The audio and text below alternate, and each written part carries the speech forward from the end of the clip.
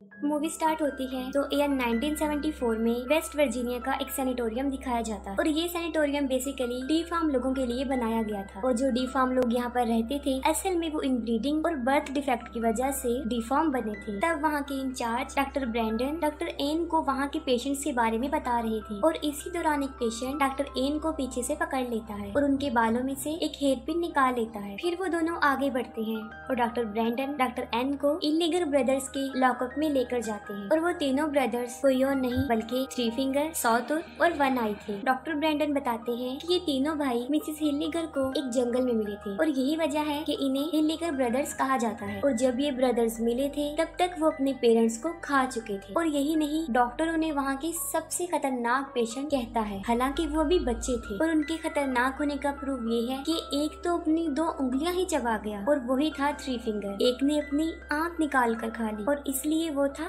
One आई। और तीसरा जो अपने दांतों को दीवारों के साथ रगड़ता रहता था और इसीलिए वो सॉटूथ था। और उसने तो बहुत सारे पेशेंट्स को काट कर बुरी तरह जख्मी भी कर दिया था। ये सब बातें सुनकर डॉक्टर एन पूछते हैं कि ये तीनों इतनी सारी पेन को कैसे बेयर कर लेते हैं। इस पर डॉक्टर ब्रैंडन उन्हें बताते हैं कि इनको तो तकलीफ महसूस ही नहीं होती। इसके बाद वो लोग आगे बढ़ते हैं और जिस पेशेंट ने डॉक्टर एन की पिन निकाली थी वो उस पिन के जरिए लॉक खोलने लग गया था, लेकिन वो ऐसा नहीं करता क्योंकि वो इतना इंटेलिजेंट नहीं था। और वो तीनों भाई उसे देख लेते हैं और उससे वो पिन मांगते हैं, जिस पर वो पिन उनकी तरफ फेंकता है और उन ब्रदर्स में सबसे ज्यादा इंटेलिजेंट यानी थ्री फिंगर लॉक को खोल लेता है और वो चुपके से तीनों भाई बाहर आ जाते हैं और सिक्योरिटी गार्ड को मार देते हैं और फिर कंट्रोल रूम में जाकर सारे सेल्स को खोल देते हैं। और इसके बाद से ही वो जगह पूरी तरह मेंटल असाइलम बन जाती है। वो तीनों डॉक्टर एन को पकड़ लेते हैं और उसे इलेक्ट्रिक शॉक्स देते हैं और तब तक ऐसा करते हैं जब तक कि उसका दिमाग पूरी तरह पक ना जाए।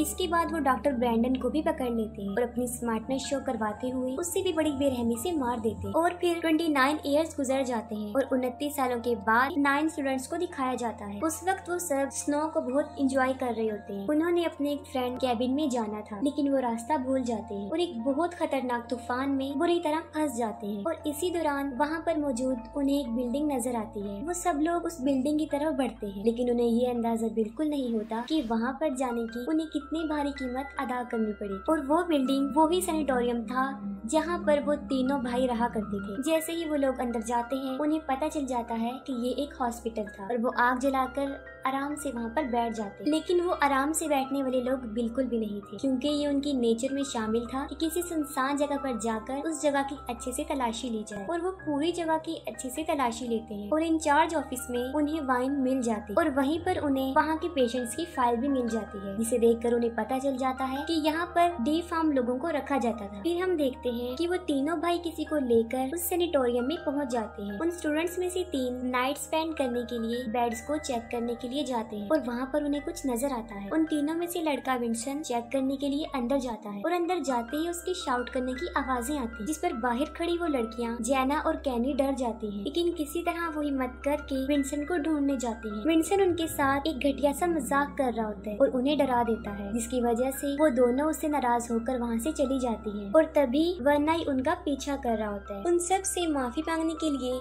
विंसन अकेला ही जनरेटर ढूंढने चला जाता है और उसे जनरेटर मिल भी जाता है और फिर वो उसे ऑन कर देता है। अब क्योंकि वो सब अमेरिकन स्टूडेंट्स थे और किसी सुनसान जगह पर उनका दूसरा रूल ये होता है कि जब लाइट आ जाए तो पार्टी करें, और वो बिल्कुल ऐसा ही करते हैं और पूरे हॉस्पिटल में हलचल मचा देते हैं। लेकिन इस दौरान उन्हें ये पता नहीं होता कि कोई उन पर नजर रख रहा है। पार्टी करते करते वो लोग एक ऐसी जगह पर पहुंच जाते हैं जहां उन्हें एक फिल्म रील मिलती है। डैनियल उसे एक प्रोजेक्टर में डालकर उसे प्ले कर देता है। उस फिल्म में दिखाया जा रहा था कि उन हिल्लिगर ब्रदर्स पर सबसे ज्यादा एक्सट्रीम टेस्ट किए जा रहे थे।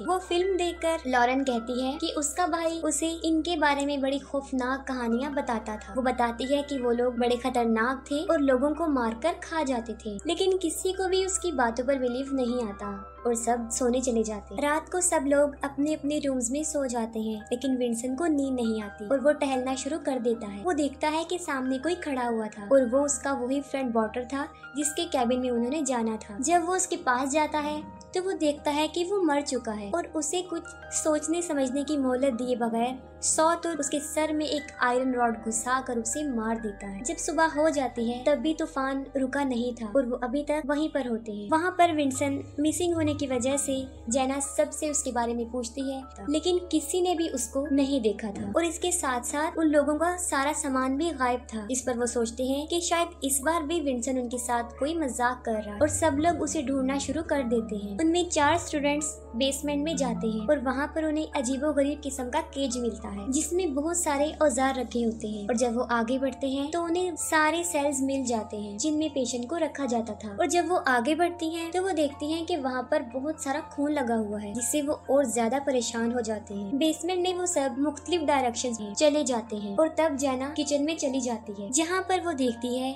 कि सॉटूथ वाटर के टुकड़े कर रहा होता है। तभी 3 फिंगर वहाँ आकर सॉटूथ को ले जाता है। तब जैना भी जल्दी से वहाँ से भाग जाती है और उन सब लोगों के पास आकर उन्हें बताने की कोशिश करती है। तभी वाटर की जैकेट में कुछ उनके सामने आकर गिरता है। तब केनिया उसे चेक करने जाती है और जैसे ही वो जैकेट को खोलकर देखती है तो वो देखती है कि उसमें वाटर का कटा हुआ सर है। अभी वो सब संभले भी नहीं थे। वो तीनों भाई बालकनी से एक बाल वायर नीचे फेंककर क्लेयर के गले में फंसाकर उसे ऊपर खींचने की कोशिश करते हैं। तब काइल उसके पाँव पकड़ लेता है और वो पूरा उसके खून से भर जाता है। इतनी कोशिश के बावजूद भी वो काइल को बचा नहीं पाता और उसका सर धड़ से अलग होकर उसके ऊपर गिर जाता है। वो सब वहाँ से भागने की कोशिश करते हैं लेकिन उनकी स्नोमोबाइल चल नहीं रही थी क्योंकि उन्होंने उनके स्पार्क प्लग निकाल दिए थे। अब उन्हें कुछ समझ नहीं आ रही थी कि क्या किया जाए। लॉरेन जो कि स्की चैंपियन थी वो डिसाइड करते हैं कि वो स्की करके हेल्प लेने जाएगी और तब वो मदद लाने के लिए वहाँ से चल पड़ती है। बाकी सबके पास गर्म कपड़े नहीं थे और वो उस तूफान में भी नहीं खड़े रह सकते थे। तब वो इंचार्ज ऑफिस में खुद को लॉक करने का डिसीजन लेते हैं। वो जल्दी से भागकर ऑफिस में जाते हैं और अंदर से खुद को लॉक कर लेते हैं। अपनी सेफ्टी के लिए उनके पास कुछ नहीं था। हालांकि बेसमेंट में उन्होंने बहुत सारे औजार भी देखे थे और इसीलिए काइल, डैनियल और सारा बेसमेंट में जाते हैं और वहाँ पर 3 फिंगर उनके पीछे पड़ जाता है और वो जल्दी से जाकर केज में छुप जाते हैं। और जब 3 फिंगर वहाँ से जाता है वो बहुत सारे हथियार लेकर वहाँ से भाग जाते हैं। दूसरी तरफ वन आई ऑफिस के दरवाजे में होल्ड करके केनिया को पकड़ लेता है। इस पर ब्रिजिट उसके हाथ में ब्लेड मारती है और वो केनिया को छोड़ देता है और वो सब बेसमेंट में से भाग रहे होते हैं और सबसे पीछे डैनियल होता है। तभी सॉटूथ डैनियल को पकड़ लेता है और उसे किचन में ले जाकर बांध देता है। काइल और सारा जब ऑफिस में पहुंचती हैं तब वो देखती हैं कि उनके पीछे डैनियल नहीं था, जबकि वो तीनों ब्रदर्स डैनियल को जिंदा ही काट रहे होते हैं जिसकी चीखें वो सब सुन सकते थे। और लास्ट में बहुत सारी बहस के बाद वो उसे बचाने जाते हैं। तब काइल देखता है कि वो तीनों उसकी मसल्स को काटकर तेल में फ्राई कर कर खा रहे थे और डैनियल उस टॉर्चर से बच नहीं पाता और उसे मरा हुआ देखकर वो सब डिसाइड करते हैं कि वो उन तीनों को अपने ट्रैप में फंसाएंगे। ये सोचते हुए वो उन लोगों पर अटैक कर देते हैं और उन्हें एक सेल में बंद कर देते हैं। तब काइल उन्हें जलाकर मारने का फैसला करता है लेकिन केनिया उसे ऐसा करने से रोक देती है। वो इसलिए मना करती है क्योंकि शायद उसकी इंसानियत जाग गई थी और वो उन्हें मासूम समझ रही थी।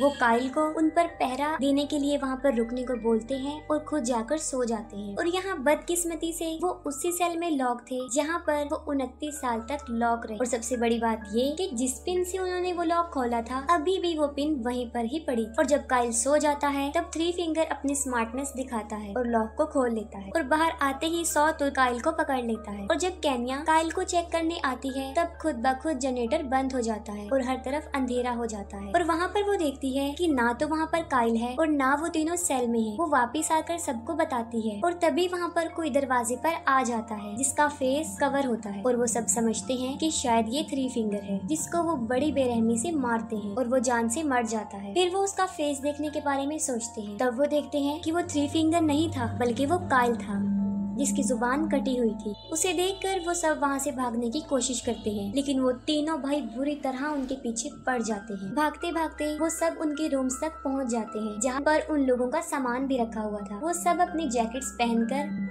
खिड़की से बाहर आने का डिसीजन लेते हैं लेकिन वो एक सैनिटोरियम था जिसकी सारी विंडोज सील्ड थी और वहीं पर उन्हें एक टूटी हुई खिड़की मिलती है लेकिन उस खिड़की के पीछे बहुत सारी बर्फ जमी हुई थी। सारा उस बर्फ को हटाने लगती है और इतनी ही देर में वो तीनों भाई भी वहाँ पहुँच जाते हैं। और 3 फिंगर दरवाजा तोड़ने की बहुत कोशिश करता है। 3 फिंगर के बाद सॉटूथ उस दरवाजे को तोड़ने की कोशिश करता है और इतनी ही देर में सारा बर्फ से एक रास्ता बनाने में कामयाब हो जाती है और वो वहाँ से बाहर निकल जाते हैं। लेकिन जैना बाहर निकल नहीं पाती और वो वहीं फंस जाती है। और तब सॉटूथ एक ड्रिल लेकर उसे मार देता है। बाकी तीनों जान बचाकर वहाँ से भागते हैं, लेकिन वो तीनों भाई भी उन्हीं की स्नोमोबिल पर उनका पीछा करते हैं। सॉटूथ ब्रिजिट को पकड़ लेता है, जिस पर वो चाकू से उस पर हमला करती है और वो उसे छोड़ देता है। दूसरी तरफ हमें लॉरेन दिखाई जाती है, जो बर्फ जमने की वजह से मर चुकी होती है। और यहाँ पर सबसे अफसोसनाक बात ये है कि मेन रोड उसके सामने ही था, जो तूफान की वजह से उसे नजर नहीं आया और वो हिम्मत हार कर वहीं बैठी रही और मर गई। अब सिर्फ केनिया और सारा ही बचते हैं और केनिया अपनी जान बचाकर भाग रही होती है और वन आई उसके पीछे पड़ा होता है। अभी वो केनिया को पकड़ने ही वाला होता है कि सारा उसे मारकर नीचे गिरा देती है और वो अपनी स्नोमोबिल्स लेकर वहाँ से चली जाती है। वो दोनों बहुत खुश होती है क्योंकि ये सब उन्होंने अपने प्लान के अकॉर्डिंग किया होता है। वो इतनी खुश होती है कि वहाँ पर लगी हुई वायर्स उन्हें नजर नहीं आती और उन दोनों का सर धड़ से अलग हो जाता है। तभी थ्री फिंगर वहाँ आता है और उनके सर उठाकर ले जाता है और उनकी बॉडी वहीं पर ही पड़ी रहती है और इसके साथ ही ये मूवी एंड हो जाती है।